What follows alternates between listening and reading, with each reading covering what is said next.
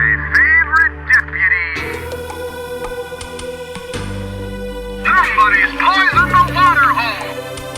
There's a snake in my boot. I'd like to join your posse, boys, but first I'm going to sing a little song. Aha! Giddy up, partner! We got to get this wagon train moving. This town ain't big enough for the two of us.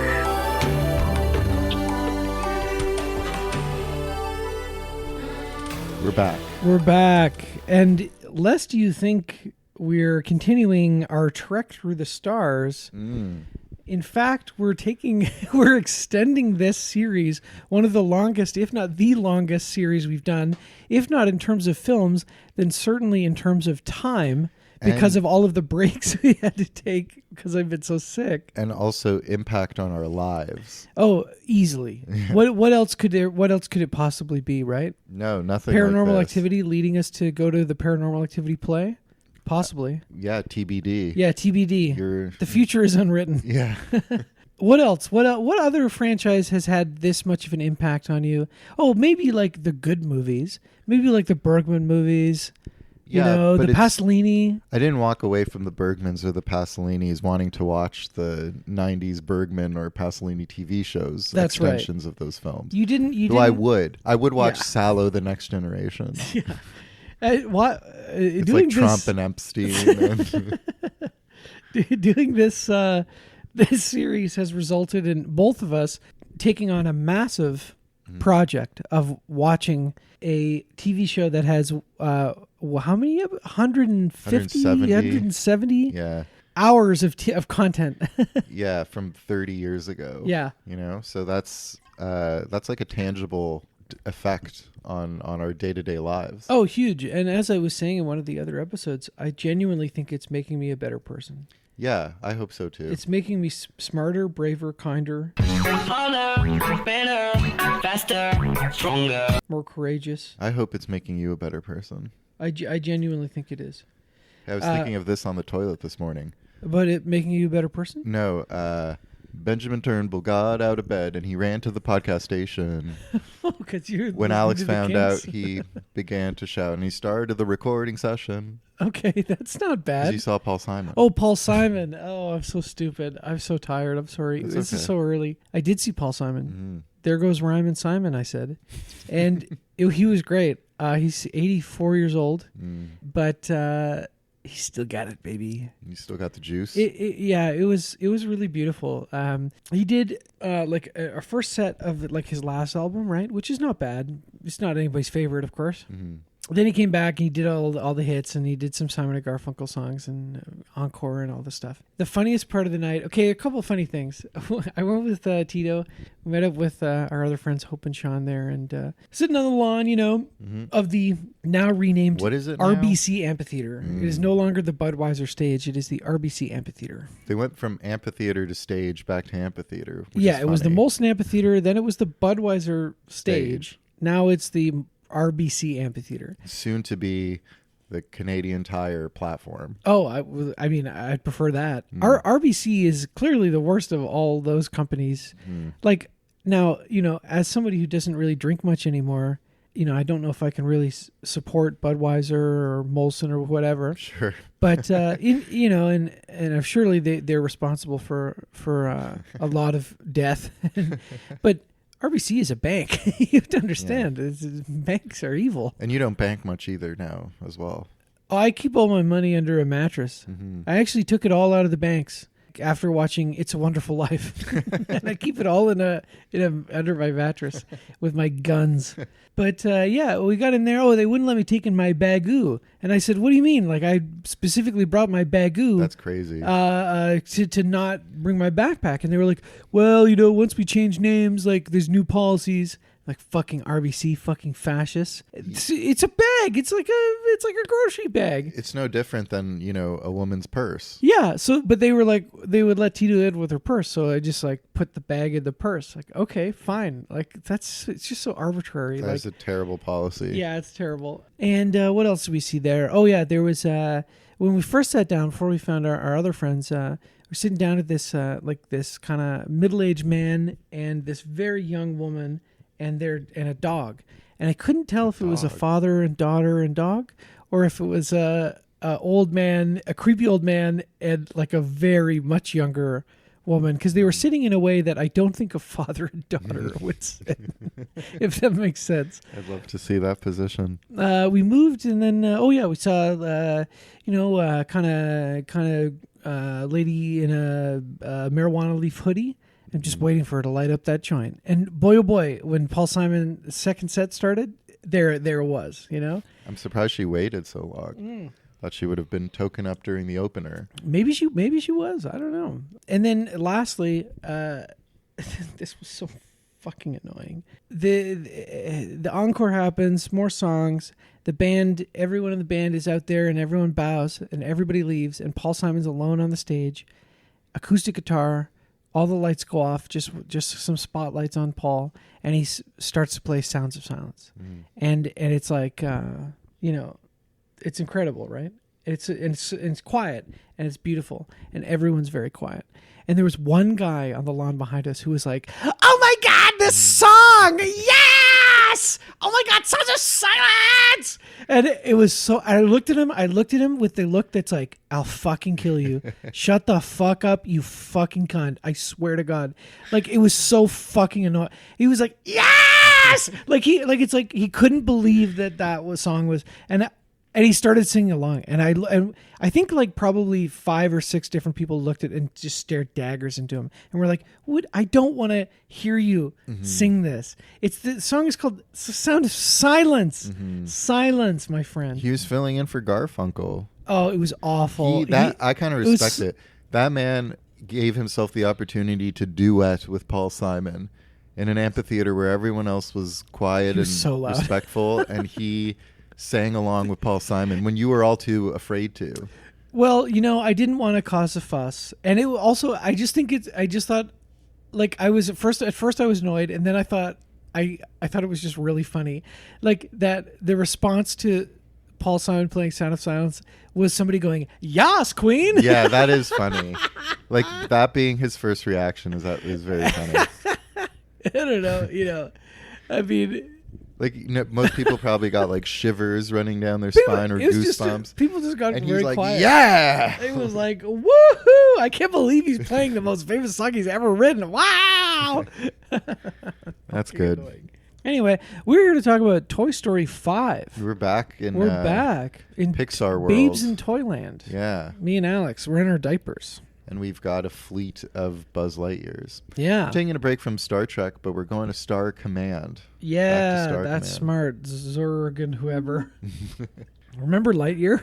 Yeah. I remember it being fine. No, you remember incorrectly. I don't think so. I remember it just as much as I remember Toy Story 4, which I've seen twice now. Yeah, that's true. Toy Story 5, fuck me in the ass, man. I fucking kill me, All right, we're going to talk about that in a second, but why don't we talk about some other movies we've been watching? It's been a long time since we recorded. Yeah. I have been not so well, not that I feel very good now, but I'm back, baby. So what have you watched, Alex?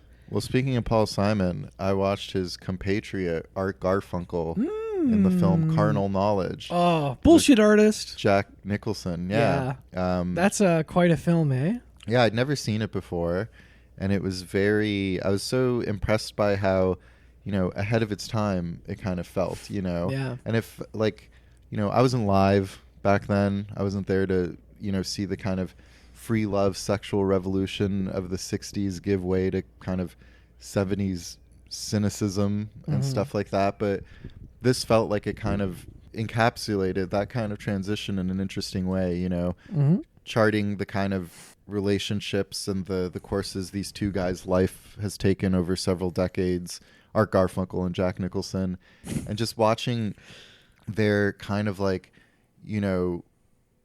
chauvinism and free-spiritedness and all of that kind of evolve over the years and mutate, and it never really gets better. It just kind of especially for Nicholson too, right? I remember the amazing ending. He's just miserable. Yeah. He's a slave to his own ideals of like what love should be, and has some really specific fetishes and stuff like that. It's There's no joy in it.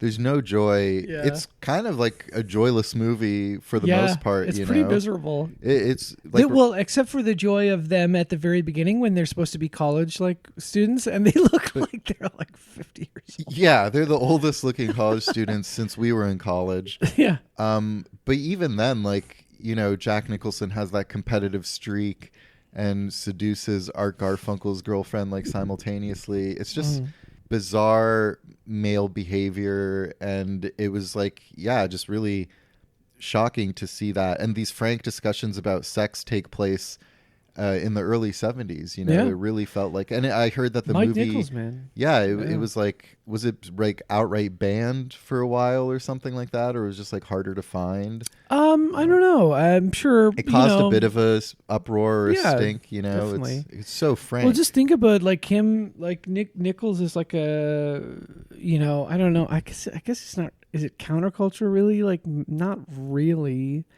I don't fucking know what I'm saying.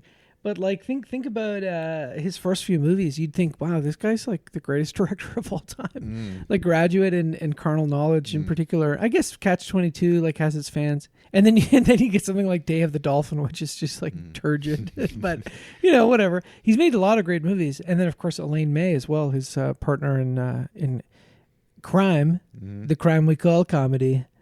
Just two extremely talented comedians who made some of the best movies of the 70s. yeah, I you need know? to see more of their shit. Yeah, well, I mean, Elaine May, I think you should definitely. Well, you should watch all her movies. There aren't very many. Yeah, But, I've only seen Mikey and Nikki. I think. Yeah. Which you should watch A New Leaf. Well, you Yes, I should did- you I really did watch A watch Heartbreak Kid. You should watch them all. That's what I'm Yeah, saying. yeah. A Heartbreak Kid, you'll find so funny. Good. Yeah, and A New Leaf is like proto Simpsonian, if that makes sense. Yeah, that's definitely It on really, my... there's some really really good jokes in that movie. Ugh. It's so funny. Don't get me too excited. But anyway, I'll save a few more because we're doing a classic tandem episode record. Yep. But I do just want to really quickly talk about this other film I saw. Have you heard of this piece of shit, Our Hero Balthazar? That's so interesting. Did you go to the Fox? Yeah, I did. You I might think have I been saw there with Tito. Tito. Yeah, Yes, I saw Tito yeah. in the audience, but I didn't say hello because I was on my way out. Okay, I saw on I Letterboxd think she Tito really liked it. Yeah, Yeah, she did. It's like a school shooting movie. Yeah, it's that cliche story of like, you know, someone wants to like maintain a friend by keeping up a lie or something, but they're all like, you know, miserable people. It's a very like cynical film as well, but not in the kind of fun way. Yeah, it stars Jaden Martell, one of the It Boys. Not like he's a hot thing on the scene. What are the It Boys? No, not like I know. It from the movie, Yeah, from yeah. the clown, That's great. Well, Pennywise. yeah, Bill yeah. Skarsgård. Yeah, well, he's the leader of the It Boys. Yeah, so he's, you know, around, and he's this wealthy, narcissistic New York kid who wants to impress a girl at his high school. There's kind of like, you know, there's a riff on that like 8th grade joke where they're doing like a school shooting drill or something, and they have to like pretend to get shot and stuff. And there's this like woman who's really, or this girl who's really into, you know, gun control and against gun violence, and he wants to impress her, but he's kind of like a sociopath, and goes down to Texas because he strikes up a conversation with this guy online played by Asa Butterfield, who's it was great to see Asa Butterfield again. Love AB. Shout out Ender. Yeah, Ender. Not my Ender. Yeah, but he goes down to Texas, and yeah, they just kind of like, you know, shoot guns, and he's kind of part of that incel manosphere culture and stuff like that. Who isn't, And right? I know we are, but we saw it at the Fox. There was like a director Q&A via Skype afterwards and stuff. And this movie has kind of it has this like, you know, unorthodox release strategy. It's almost like a Kevin Smith movie, you know, like it's like event that's screenings. really the way it's happening these days. Like you know, you just travel the movie around. Like it's kind of awesome. You know, I mean, awesome in the sense that like these movies are not going to get played at a Cineplex, so you have no other option. But like, Yeah. it's cool to see people doing that and going to local markets, like making an event, having the cast and crew there, whatever you can. You know, For sure, it's a but nice idea. when this movie was like explained to me, I was kind of under the impression that like it had this release strategy because it was kind of like a shocking movie, or like you know, it was causing a bit of a fuss, like a carnal that's just knowledge or marketing, something. right? That's marketing. Yeah, that's because I just watched this marketing, movie man. and maybe I was just expecting to see something a bit more transgressive, Yeah. and it really wasn't, you know. And there's that like clip spread online where Jaden Martell like accuses, you find out it's his like life coach of, you know, raping him and putting on like a bit of like a sob, and he's like, why did you rape me? And he's like a sociopath and he's lying about it and stuff like that. And like it's quite a shocking little moment to see like served up to you on Instagram. And you know, I guess if I hadn't seen that already and I saw it play out, I maybe would have laughed at it, but I'd seen it before, and I swear to God I didn't laugh once throughout it. It's like ostensibly like a black comedy. Yeah, it was faux transgression, and I just felt There's like a lot of that these yeah, days, I felt yeah. like I'd been duped again by, you know, the same way I watched that movie The Coffee Table, because I saw reels about how fucked up it was and stuff like that. You can't, or like you when can't, evil lurks, you know what I oh mean? Like, yeah, that sucks. You can't take the recommendations from reels. I know. You have to take them Well, from I took Twitter. it from Tito. No, Don't blame Tito. yeah, no, Tito innocent. But yeah, anyway, I'm curious, you know, when more people see it, when it probably inevitably goes on screening, and it, you know, it's not some toured festival like forbidden fruit kind of thing. And it's really funny, like, you know, it came out the same year as The Drama, which Right, also kind of tackles, you know, gun control. Not really. Well, but yeah, I know what it's- you mean. it Yeah. touches on it, and a bit The of that, taboo like, nature of the idea of a school shooting or planning a massacre of some kind. yeah, and yeah. So I don't know. It was just, Interesting. it kind of fell flat for me. Let All me know right. what you think when you see it. Yeah, it's I going to will be on probably. Netflix. You know, it's not like you're not Yeah. going to have to go on the dark web to find Our Hero Balthazar. You can't buy into this like, oh, this movie's so transgressive sort of thing. Yeah. Like you know, unless it actually feels like underground in some way, you know. Mm-hmm. So I don't know, but like, yeah. When's the last time you went to a theater, not a like a chain Cineplex, or even that, including that, but not specifically that, but like a rep theater or whatever in the city, and saw something that was like actually shocked you, right? Like that they played publicly for a paying audience, right? Toy Story 5. Toy Story, fucking sickos only. Woke me up. Sometimes they're only, Toronto film scene is like starting to sort of dip its toe into like showing like classic pornography. No, you know, like Yeah. like not like porno theater jerk off sort of stuff, but like, you know, art porn, like porn that they put on Letterboxd that you can log type thing, right? Pirates 2, Stagnetti's Revenge. Yeah, well, I mean, I have seen Pirates 1. Did I tell you a bunch of guys at Queens first year went to like hung out in a dorms room and watched that, and we never all saw- jerked each other off. Pirates 2, Stagnetti's Revenge. I think I saw the sex parts, but I don't think I ever watched the whole movie. I remember at Queens, I was in Vic Hall, and the fire alarm gets pulled a lot, so they Yeah. ushered us into the engineering building across the street, and all the kind of like RAs, I forget what they were called, the Dons Yeah. at Queens wanted to keep us occupied. It was cold out, so they put us into this like lecture hall, and they were playing Hangman. And it was like the category was movie, and it was like one word, 5 letters. But there was some guy in the audience who kept being like, "Pirates 2, Stagnetti's Revenge." Well, that guy is pretty funny. Yeah. That guy was one of our close buddies, you know. After that moment, Yeah, come on the pod, yeah, Pirates 2 guy, Pirates 2 guy. it boy. Ever seen it? You seen anything else? You good? Yeah, that's it. All I right, was all all- right. I've obviously seen so many movies. Oh, so many. But for the purpose of this, let's say Disclosure Day. Steven Spielberg. He's back. He's back. I saw this actually one of the first public screenings you could go to. Just because I happened to have the day off, and I had planned it, and I was really excited, and friend of the pod, MJ, came sort of impromptu. So like messaging me like, "Are you going to see Disclosure Day?" I said, "I'm seeing it right now. I'm seeing Today's it, Disclosure I'm Day. seeing it in 1 hour. I'm seeing the first screening. I'm so excited." 70 millimeter IMAX, anything like that? No. Well, Young Dundas IMAX. So like whatever. You know, IMAX. big screen, good sound, whatever. I liked it. I don't think I wasn't disappointed, but I liked it with some serious reservations.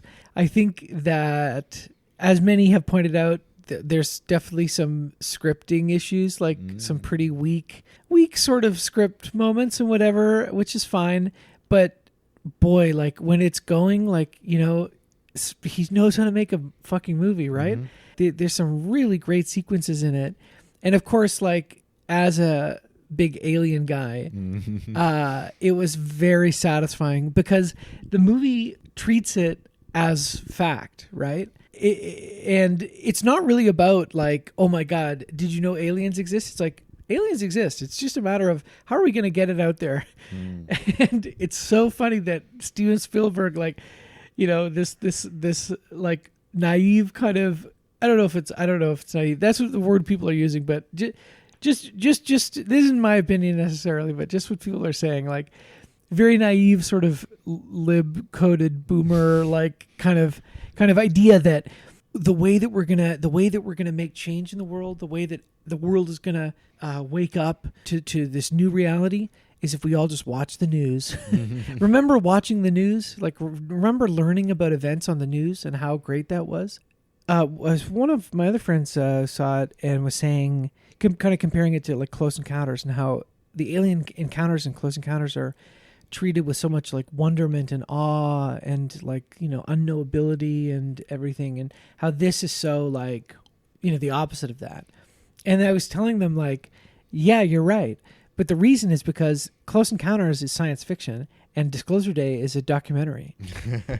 You know, like there is no awe. It's just well, the last sequence is really beautiful, I think, but no, they're real. It's 100% medically accurate, Human Centipede style.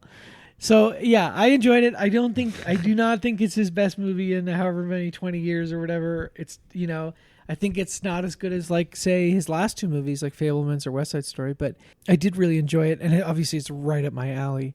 Josh O'Connor is not bad in it, but specifically Emily Blunt is really, really good in it. Great to see her do something good again. I know. I had never really Never toked on the blunt. I think I'd always passed it to the left. You know, nobody. Yeah, whenever they handed me the Emily Blunt, I think I had just passed it because I was like, you know, it's all right, with the exception, of course, of Live, Die, Repeat. Edging Tomorrow. Yeah. Edging Tomorrow is very good, and she is good in that. And I don't know, My Summer of Love, you know, I never saw that. That's supposed to be good. Anyway, really good in that, as playing a very Mitzi Fableman sort of character, a real flibberty gidget. So very enjoyable. Really should be like an awards conversation contender. Like she's actually so good at it. Oh, I hope more people see it. You know, they hawk over their dollars. I need to see it still, just to learn the truth, but also to make sure we keep getting sci-fi originals like Disclosure Day. I agree. I also saw, actually later that day, The Brother from Another Planet. It's a great sci-fi American indie movie. So TIFF did a John Sayles retrospective. I got to go to a couple of movies. Baby It's You I went to with Tito. And Brother from Another Planet, and I actually got to meet John Sayles, take a picture with him, talk with him. He signed people's Blu-rays. Like, so TIFF, like back in the day, back in my day, used to happen a lot. There used to be retrospectives, there used to be in-person guests, and then after COVID and after James Quant retired and the whole thing shifted, and now, like, especially, it's getting better now, but for a while it was like, this is a shadow of its former self. Yeah. Like, they're barely doing anything during the year. You know, and the whole ticketing system and all this other fucking shit you can complain about. But this really felt like a return to form, where they have John Sayles and Maggie Renzi were there, talking about their films and their work, and pretty rare. They at the end of every movie they would just like hang out outside and just like talk with people. And there were all these dorks, myself included, you know, like, will you sign my Blu-ray? Will you sign my Blu-ray? Will you sign my copy of Matawad? Yeah, well, exactly. Yeah, yeah. John, I saw your ass in this Return of Secaucus 7. Could you sign my ass?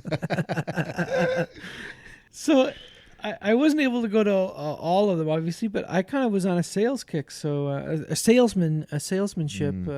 Secret of Ronin-ish, where the Secaucus 7 movie is so good, and 8 Men Out is good, and I watched some pride related movies, some gay movies complimentary instead of gay movies derogatory, because all the cinephiles are always watching their gay movies. But during June, you watch your gay movies, yes, not gay movies, no, gay movies, yes. So The Boys in the Band, I thought was really surprisingly really good. Talk about like early 70s movies that are really kind of paving the way for like, what you can depict and talk about on screen in dialogue. There's no explicit sex or violence or anything in this movie, but it's William Friedkin, right, before he made The Exorcist. And talk about groundbreaking, like, like Exorcist, obviously for 73 or whatever it is like has a lot of really awful violence and really transgressive language for the time. But Boys in the Band too, I think it's the first like a movie to say cunt and like, certainly one of the first movies, American like movies, wide release movies that depicted gay characters, like just going about their lives and whatever. And I don't know, it was really, really good. I thought really, really surprised by how good I liked it. And also Sunday Bloody Sunday, John Schlesinger, movie he made after Midnight Cowboy, which is about a sort of about being British and having to talk on the phone all the time and being bi and stuff. And it's kind of great. Another just really beautiful early 70s movie that seems very ahead of its time, and also has this. I was looking up. Did he ever work with Nicholas Roeg? And Nicholas Roeg was his director of photography on Far From the Madding Crowd, and so it really feels like a Roeg film a little bit, just in the way that it's edited, like in a sort of like psychological way. I don't know. Maybe it is kind of dated, or maybe there's like a couple of elements that people wouldn't like respond to today, but I thought it was really, really sad and really beautiful, and like just a really nice movie for like adults about adult problems, but like a lonely guy who has this like bi boyfriend who is also it's like sleeping with this woman, right? And this young guy is kind of caught between these two somewhat older people, and they're all just sad and British, and they're on the phone all the time. It's so relatable to today. It's a great way to be. And so many more things, but basically I can save the rest for the next episode. But what I will lastly say is, in preparation specifically for this episode, I thought it's time to catch up with some of the Pixar I've been missing out on. Yes. Inside Out 2, Elio, and Hoppers. And masterpieces all. You've seen my reviews, and all of my reviews say the same thing. I really don't give a fuck. I don't give two shits, baby. I'm an adult man, okay? Yeah. This is goo goo gaga caca doo doo, not for me. Even Inside Out 2, which, touches on the psychology of a teenage girl. Well, the thing is, like, I think I remember the experience of watching Inside Out in the movie theater, and at this point I was like conditioned to be emotional about Pixar movies, like the beginning of Up, right? And like WALL-E. Then when you look back on it, with the exception of something like Toy Story 3, which I think is really good and really emotionally resonant all the way through, WALL-E is like that for the beginning. And Up is like that for the beginning. And then they kind of get a little cartoony and silly because they're movies for kids, right? I think both those movies are really good. And Up is a rollicking adventure. I haven't seen them as an adult. I haven't seen them since they came out, but I'm sure they really do hold up and they're really good. In Inside Out in the theater, I remember being overwhelmed with emotion when in the first act of the movie, when you're like realizing sort of the conceit, right? And then the rest of it, whatever, right? I'm a famous Inside Out hater. Okay, there you go. Yeah, you repress your emotions, so you found it difficult to imagine them all swirling around in your head, right? I was repressing that the rules of the world kind of like narrative, like this is how everything works and this is how our emotions work and we need to get this like MacGuffin before this or that or she'll be lost forever. I know. Yeah. What the fuck does that mean? Like she'll be like what? She'll be like mentally ill for the rest of her life? Well, I don't really remember, but then they went on to do the same kind of formula in Coco and Soul. You know what I mean? Like I know. It was just like taking an abstract, idea of human existence and turning it into this like wonder world with rules, and you have to do the thing by midnight or else you'll be transformed into a soul forever. Or Coco at least has like Coco is at least got some good art in it and stuff, and like they all do. Like they all have merits and stuff. They all have merits, but I mean, I remember the beginning, and like Soul was probably the last one that I also like was like I should check this out, and I remember thinking, wow, like this is so beautiful. The art style is really cool. And the first, like, I don't know, 15, 20 minutes or something. And then it goes into the like afterlife world with fucking Tina Fey yapping at you. And it's like, this is just Inside Out again, right? Elemental, I'm fire, I'm water. Like, fuck me. I don't fucking care. So Inside Out 2, I was just like, I just really didn't like it. It's just like, different emotions and different this and that, and we have to go on a journey to fucking whatever. And like now, I feel like this is like partly I was doing this thing to be like, I don't give a fuck, like as a joke, right? Like, of course, these are movies for children, right? But you can watch old Pixar movies and they're fucking amazing. Yeah. Like we remember we did Toy Story, and Toy Story 1, 2, 3 are all really, really good, really funny, and not just because it's like, there's jokes for adults too. It's like they're just good movies. They're structurally sound. The animation is beautiful. The voice acting is top notch. Like they're just really, really solid and funny and entertaining. And these ones, I don't know. It just feels like the conceptual nature of these movies has changed and is so samey now that I don't think you're ever impressed by it when you walk through the door. You know what I mean? Like when you start one of these movies now, I'm not filled with awe at the general conceit. Yeah. I'm like, okay. Like I get it.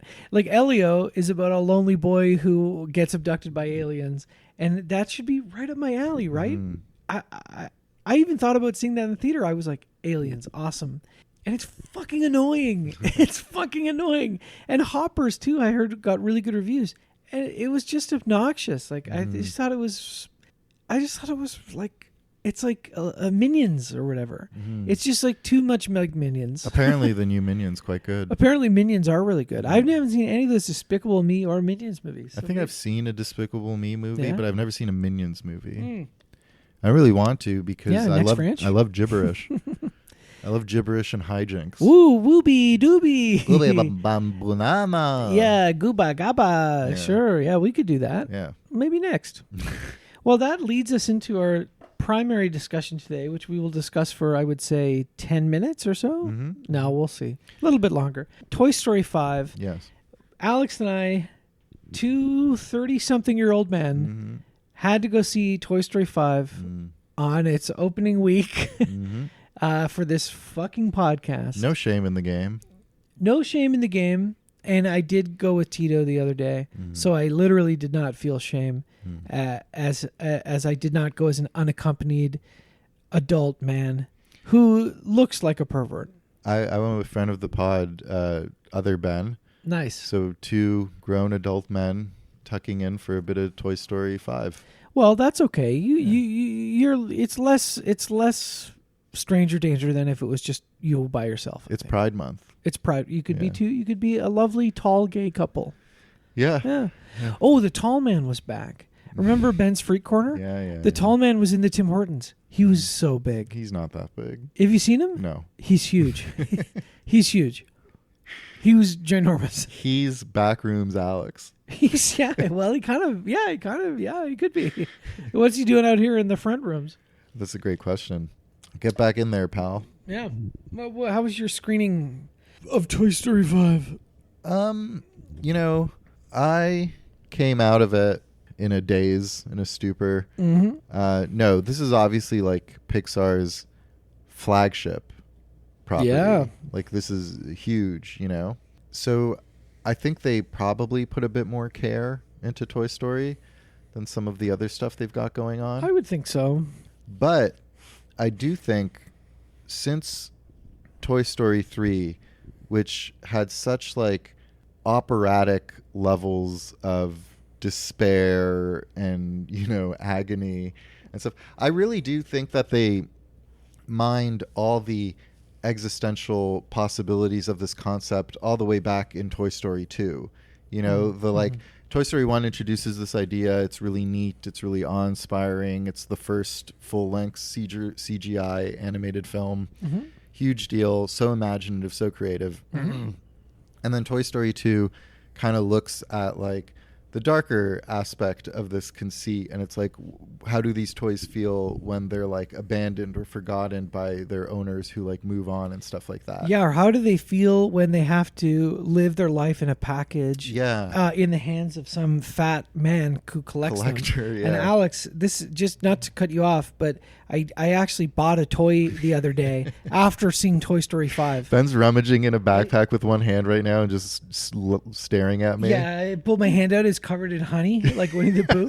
I actually bought a toy that I'm not going to open. Okay, what is it? This. Oh boy. It's our friend Lieutenant No. Sulu. It's our friend Lieutenant Sulu. Whoa, are we doing Toy Story or Star Trek or both? I wish this was a video podcast Isn't that sometimes cool? because yes, it's Sulu in his wrapping in his container, but then the like little old school style like drawings of the other characters Yeah. who I assume you can buy action figures on the side are very funny. Oh yeah. So this is not like vintage necessarily, although by now it is. These are 8-inch retro cloth figures of Star Trek that were made from the same like designs and molds and so on of the ones from the Megacorp from 1974 to 1979. Megacorp. So this is from, I believe, 2008 or so. But anyway, they had Sulu, Scotty, Chekhov, and Bones. And I part of me wanted to buy them all because I was like, this is like, you can't buy Woody and not Jesse. You know what I mean? But I didn't because they were like $30 each. So this is $30. It was $30, Alex. But I bought Sulu. I saw them and was like, no, I'm not buying those. And then after Toy Story 5, I went back and was like, I have to rescue my friend Sulu. But you're gonna keep him packaged and imprisoned. I think so, yeah. The big thesis of Toy Story 5 is that toys need to be played with. Yeah, but I don't want to play with Sulu. I would make him do awful things. And I don't want to do that to him. Oh. But oh god, well, you can see Chekhov and Scotty like they kind of just look. They don't really look like the actors. They don't look bad though. They don't look bad. Yeah. Yeah. I mean, Sulu at least sort of looks like George Takei. The Chekhov isn't bad. But yeah, obviously they didn't have like Kirk or Spock or the people. They didn't have an Uhura either, unfortunately. But anyway, sorry. Continue. Carry on. Well, what a sweet little treat and surprise. Yeah, I brought it to show you. But anyway, Toy Story 2 introduces the dark side of this conceit, and then that's taken to its insane conclusion in Toy Story 3, where they're literally like, orbiting the inferno, and they're about to be destroyed and then passed on to a next generation by like Andy, who goes off to college. To have sexual intercourse. Yeah. huge stakes, huge emotions, huge feelings. I've seen Toy Story 4 twice now, and that one just kind of like fades from my memory. And I think after the insanity of Toy Story 3, I think they've rightfully kind of like, eased off the gas a bit. And I mean the gas that they're huffing when they come up with these things. Like, how can we emotionally fuck with these people? What could they be smoking? Yeah. Yeah. So Toy Story 4 and 5 both kind of feel a bit more laid back, kind of like, episodic like movies. Like what's going on in the toys' lives now, and a new detail is sprinkled in or whatever.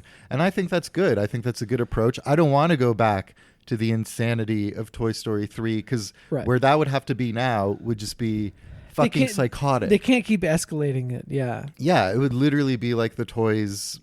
Sid would come back, Sid's Revenge, Toy Story 6, Sid's Revenge. Or like, like in the far-flung future, like the toys are part of those, like they're in the Wall-E world and they're being all mushed up into cubes and they get shot into space or something. Yeah. Yeah. So I like what they're doing, but I do think it leads to Toy Story 4 and 5 feeling a bit like, slighter and inessential. But that's okay because I went in and there's a fleet of buzzes in this movie who get washed up on an island, and throughout the course you kind of check in on them, see them doing their thing.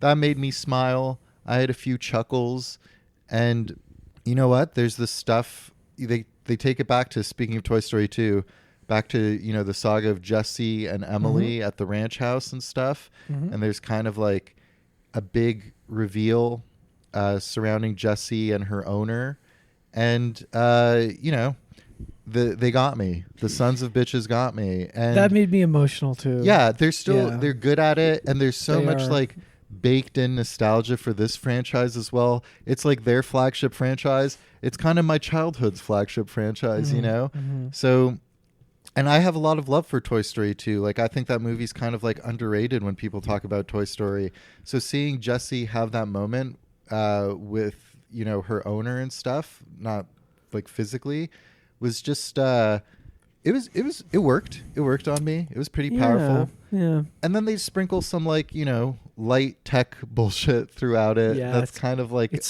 such bullshit though. Apologist towards the, iPad generation or whatever. So I don't disagree. I like this franchise. I like these characters a lot. I actually think I like Toy Story 4 quite a bit. I don't think it's on the same level as the first three, but I think as a little addendum, it's not bad. But I think this one started to kind of rub me the wrong way a little bit. Toy Story 4 introduces a couple new ideas and this and that, and the animation is very beautiful. I'm sure the animation in this one looks good, but unfortunately, and I know I was making fun of you for doing this the other day, but I did it because I thought it would be a good idea because it's animated. I saw this in 3D. I saw it in 3D too. You did too? Oh, yeah. Interesting. So I thought, okay, well, if you're going to see something in 3D that isn't Avatar, it should be an animated movie because that will actually add something to the experience. Pixar always did it decently. Yeah. Yeah. It was terrible. The screen was so dark. It looked awful. The whole thing looked awful the whole Varsity? time. No, it was at Young and Dundas. And I thought about going and asking for a refund, but then I was like, whatever, who cares? Like, but it looked like shit. And so I can't really tell you if this movie looked good or not. And the 3D added absolutely nothing to the experience. Sure. I was surprised that they still release movies like that from time to time. Yeah, well, only things like this really, I guess. Predator Badlands. Yeah, whatever. Yeah, so that's my own fault, but it was just a timing thing. Otherwise, I just felt really restless. I was just kind of like, I felt like I was watching something that was like not possible for me to really enjoy that much. And I was trying really hard. And there's some funny stuff in it. Like I like some of the tech toys, like the Conan O'Brien toy is really funny. Trainer. Yeah. Some of the tech like timeline stuff doesn't really make any sense, but it doesn't really matter, right? Like is Speak and Spell their Speak and Spell friend really that much different than the potty trainer guy? Like I guess the potty trainer guy can connect to Wi-Fi. That's the difference. Yeah. And they're all on like a network. Yeah, they're all on the cloud. Pond. Yeah. So, okay, one of the funny things about the original Toy Story, in terms of like cognitive dissonance, right, is that it's a movie about the joys of tactile play with toys.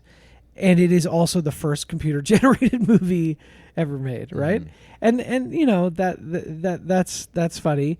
This one, it pushes it as far as possible, where it's like this movie about how this generation of kids is all rapidly developing mental illnesses because they're on their frickin' phones and their iPads too much instead of playing with toys and using their imaginations and so on. And it's also like fostering an environment of hostility, bullying, and there's a bit of an Inside Out influence on this movie for sure. Definitely, yeah.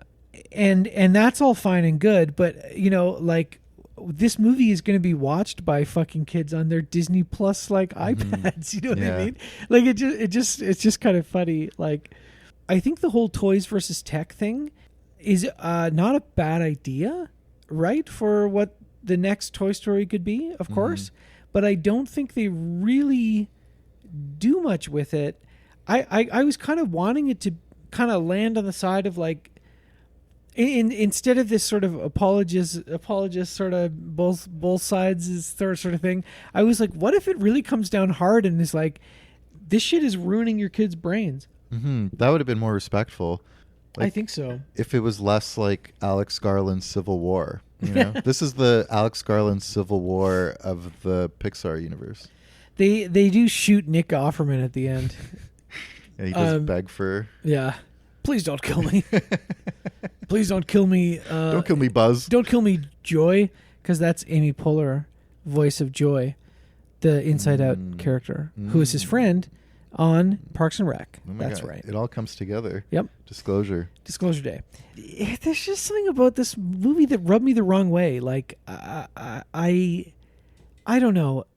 Maybe I was just not in the right mood, but I just felt like it was kind of full of shit. Like with the whole tech stuff, and it's just such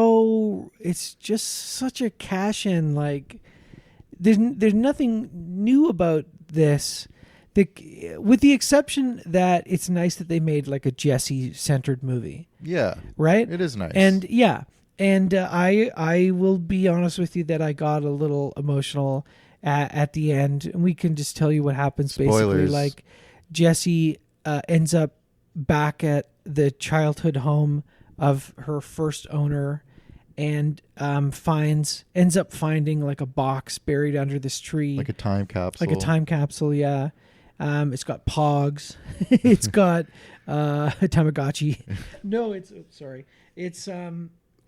from. Well, it's actually her old owner's daughter's time capsule. Yes, because there's cassette tapes and shit. And it turns out that her old owner Emily named her daughter Jessie, presumably after Jessie the toy, but possibly not. Well, there's like a note or something that says like "to my little cowgirl" or something like that. So could be unrelated. It's just a coincidence, Alex. Yeah, well, she could have had a family member named Jessie, but I'm sure the fact that the toy was named Jessie as well, like the whole cow girl. No, I think she's reaching. I think she's just looking for what she wants to see. You know. Whatever. Anyway, it got me. It's well done, and that's the kind of thing that you go back to these Pixar movies for.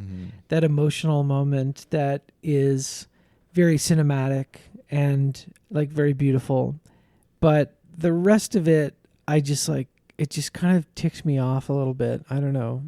I think I was kind of feeling grumpy and like not. Well, listen, you know, I wasn't feeling grumpy, and you know, I walked out of it like not too differently. Like I think I was a bit more lukewarm. You know, I didn't come out pissed, but I was like. Yeah, I'm pissed. I was like, that's... I don't give a fuck.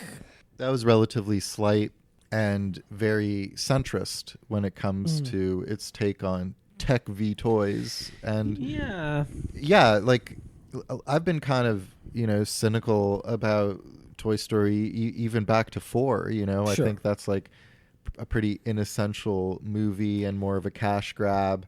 Yeah. And it is what it is, and I'm just, you know, giving it its the problems that I had with it, like it did make me chuckle a few times and tugged on my heart pull strings, and you know, that was fine. You know, it was fine. It was. Yeah. It's another fine entry into, you know, the Toy Story franchise, which could have ended at 3 and been like, you know, one of the greatest trilogies of all time, and now it's a pentology. Yeah. And it's, you know, it's fine. Two of the entries are fine, and if you're including Lightyear, half of the franchise is fine.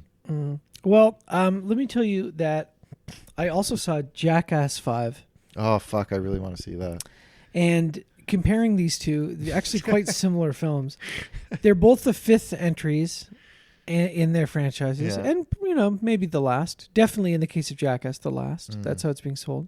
They're both easily the worst of the franchise. Oh, Well, yeah. What do you expect? Jackass 5 is a clip show mostly. yeah.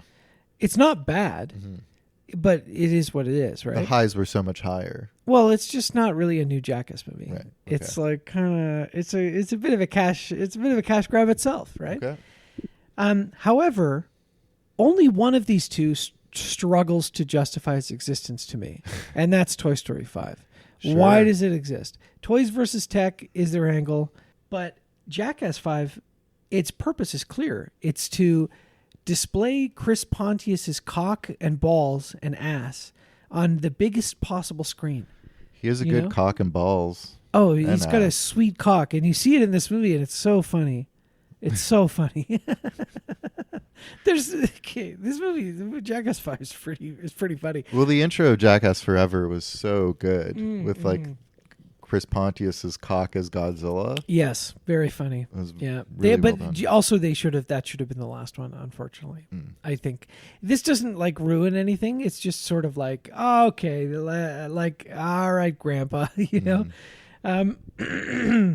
As to what the movie's getting at with tech, some other things that I think are well done, right? Because when something like in a Pixar movie hits you emotionally, it can really, really hurt. You know what I mean? In like Toy Story 3, like some of that existential stuff and some of the pain that the toys go through is like feels really painful. Yeah, or And Toy I- Story 2, when Jesse first tells you the story between Yeah. her and Emily, it's that whole sequence that's just like devastating. Yeah, and it's almost, I think, part of it is just good storytelling, good filmmaking, and everything, right? But I think there's also, as an adult, like when you watch these movies, there's a sort of you sort of let your guard down a little bit because it's like a kids movie, and so when something hits emotionally in a way that like a more mature a piece of art that is intended for a more mature audience would hit, it feels like more. It kind of catches you off guard. Even though by now we are all expecting this from Pixar, right? But you know what I mean. You know, like the beginning of Up, like with the little montage of his life and his wife dying, it hits you on the head like a hammer. Like it's just so beautiful and melancholy in a way that if that had happened in a regular melodrama for adults, probably wouldn't feel the same way. And this movie has a bit of that, and specifically, like so basically, Bonnie is the kid now, right? The kid from the Toy Story 3 and to a lesser extent 4, I guess, also.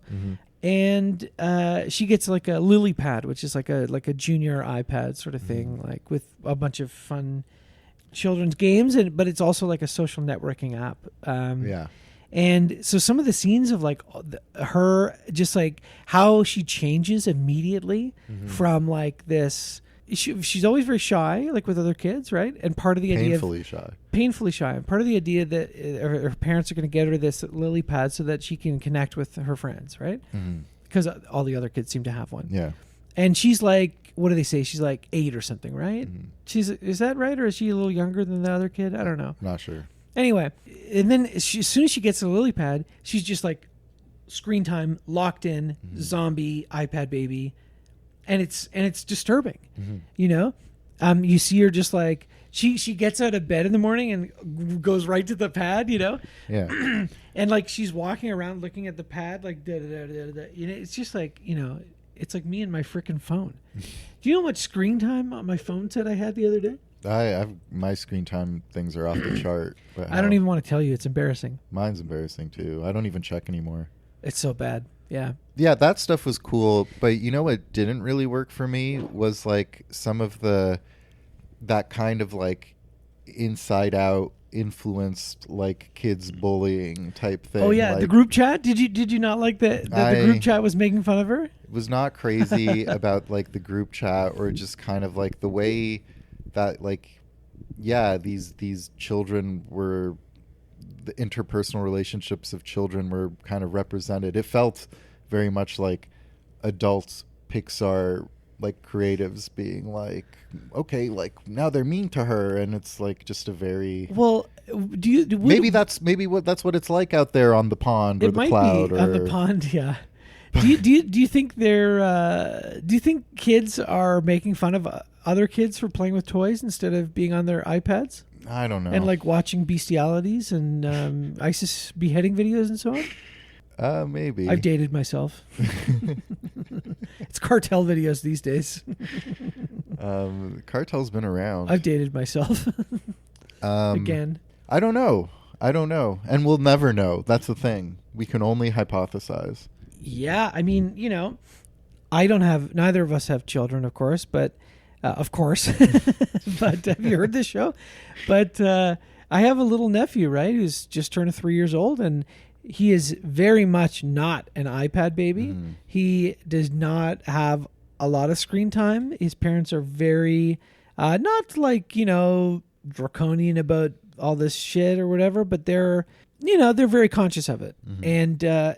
And I don't know, like seeing this stuff kind of, and anything to do with kids now, that's the kid in my life. And I related back to my nephew, right?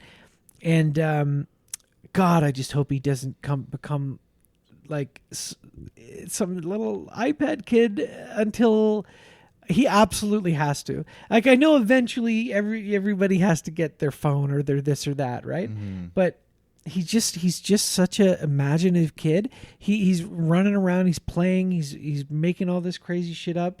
Like, you just want him to stay like that for as long as possible. And so this movie did kind of make me think about that a little bit. The bullying stuff is kind of funny, like unintentionally maybe, where they're like, you still play with toys, like a little crybaby. Oh, she found your toys. We're gonna watch this video of a man being we're gonna disemboweled. watch Funky Town. Yeah, you've seen Funky Town, right? No, I think we've spoken about it on the first Toy Story episode. You don't want to watch that. Did we talk about that too? Yeah, I've heard it's a miserable viewing experience. You don't want to watch that. I don't. You don't want to watch that. What else do you have to say about this? Anything else? No. Toy Story 5. Toy Story 5 Conan O'Brien is funny. Is alive. Yeah, great vocal performance. Yeah, he's very funny. He has a lot of he's like a digital potty trainer device, which is, I guess, a thing, and he has a lot of poo poo caca jokes, which are funny, of course, to me. Yeah, well, that was I was watching it and I was like, a device like this doesn't exist. Like, there's no reason to have a potty trainer that connects to the internet and has like Bluetooth and can like send like text messages. Yeah, like what is the meaning of all that? I don't know. Yeah, so I don't know. It was the most lackluster I felt walking out of a Toy Story movie. I guess I didn't see 4 in theaters, but I walked out of it and I was like, some of it made me smile. Some of it made me emotional. It needn't exist. Tech can be okay if it makes up for causing hurt by finding you a real friend to play with. Like, you could maybe use tech to not just play online on Roblox with 40-year-olds, and instead you can meet those 40-year-olds in person and be friends with them and play with physical toys. Yeah. Right? Yeah, that's right. The message of the movie is that strange man who's pestering you on Roblox and asking you to meet up in the parking lot of a Target is a new friend that you should make in real life. He has lots of toys that are Yeah. still in the packages. He's got Sulu. He's got Bones. He's got fun videos to show you. Yeah, on his phone. Yeah. Yeah. Anyway, That's a great lesson, I think, actually. great movie. Yeah, really good. Yeah, top five. All right, let's re-rank the Toy Story franchise. Well, I'm gonna give it 3 buzzes out of 5 buzzes. I'm gonna. That's generous. I feel like an asshole, but I'm gonna give it like 2.5 or something. Yeah, that's fine. That's Fair. Yeah, but like, is it really that bad, or am I just like a 35-year-old man? Like, right? But I don't know. 35-year-old men. I watched Toy Story the last not that long ago, and Masterpiece. it's hilarious. So whatever. Yeah. Yeah, it's. I think anything between 2.5 to 3 is fair, and if you're like very generous, you can go up to 3.5 buzzes out of 5 buzzes. And if I'm going to re-rank them, it's going to go Toy Story 1, 2, 3. I'm going from top down. It's pretty chronological, really, and then maybe 4, Lightyear, maybe 5. You know, I don't remember. I honestly don't remember Lightyear, Toy Story 4. I remember Toy Story 5 the most because I saw it last week. But these are all kind of like vapor movies that like leave my brain in no time flat. Right. Yeah, So that's true. I don't know how to really. Maybe just recency bias. I would put Toy Story 5 over Lightyear and over 4 even maybe. But those movies just don't mean anything to me the way that Toy Story 1, 2, and then even to a lesser extent 3 do. I forget about Lightyear. That was so funny. But you know what? At least Lightyear, I remember the plot is like sort of engaging. Like the kind of time travel, like time barrier shit is kind of like a fun kind of junior science fiction shit. Yeah, it's Sci-Fi Junior. Yeah. Baby's first sci-fi. Yeah, I would go number 1, Toy Story. Number 2, Toy Story 3. Number 3, Toy Story 2. Then Toy Story 4. And then, like, I guess I'd put Toy Story 5 and then Lightyear at the bottom. Yeah, pretty comfortable with that. Yeah. All right. They're just kind of inessential. And I know you like Toy Story 4. I To like me, it, but it's I pretty agree. inessential. Oh, I agree with that. Yeah. But compared to this, it feels much more essential, I think, you know. I can't even compare it because like I don't remember it at all. Yeah. You know, and I remember Toy Story 5 just because I saw it this past week. That was a good gag when Buzz Prime reveals to the other Buzzes that Zurg is their father, and they all start going, "No!" They all go, ah! Yeah. That was Yeah, funny. there's some jokes. Yeah. All right, well, that's the last Toy Story we'll ever do because I don't think they're going to make another one, right? Right? And then We're gonna get the Woody. 4 years? The Woody spin-off with him Yeah. and Bo Peep running around. Oh God, you know what made me sad? You Yeah? could really hear the age in Joan Cusack's voice. Oh, I didn't. I saw people doing the like, oh, it's like Julie Kavner, Marge Simpson. Oh, it's not that. Julie Kavner sounds very old. Well, yeah, I know. I didn't really bother me. You know, that sort of stuff. I can suspend my disbelief. You know, We're all but yeah, it's aging. not the same as 1999. Obviously, yeah. So spry and chipper. Yeah, I love Joan Cusack so much. Woody's going bald. That's funny. Woody, you know, I've been All the right. sheriff here for. Look, you know, I got this horrible bald spot. It's from my hat rubbing against my plastic top. Pixar's Woody, starring Woody Allen. Well, you know, Buzz. he was an ants, right? You know, Yeah, that's true. All There's right. something very Freudian about being born to, you know, one in a family of 6,000. I don't know. You do a good Woody Allen, though. Not really. Yeah, that's No, great, not yeah. anymore. Did you hear Gen Z Woody Allen? It's terrible. Terrible. I was like, I don't want to do it on the show. I'll think about it and then drop it in later. And when, all I could come up with the only good one I came up with is I was in bed with my wife the other night and I was on my phone and she said, Woody, get off your phone. You have to go touch grass. And I said, touch grass? No, thanks. I never touch this stuff. It makes me paranoid. That's Yeah. good. Yeah. Yeah. Thank you, everybody. All right. I'll be here all week. Back to our regular scheduled programming of Star Trek. Followed Yeah. by Star Star Trek. Holy fuck, eh? Like I knew we were going to be dropping this in here before we finish, but like with all the delays, and my apologies again. But also I'm not apologizing that much because we do this for nothing. We do this for you, okay? So if you had to wait an extra week for your little audio content, so be it. Yeah, but Tough, thank you tough also. shit. Thank you for TS. listening. Yeah, thank you. We love you.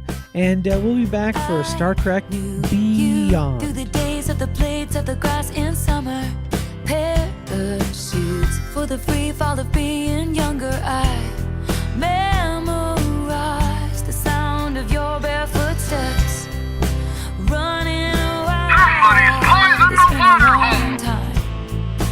Life has ways of leaving those days behind, but seeing you tonight. Somebody's poisoned the water hole. Standing there in the light of the window, wearing that same smile. Man, it's been a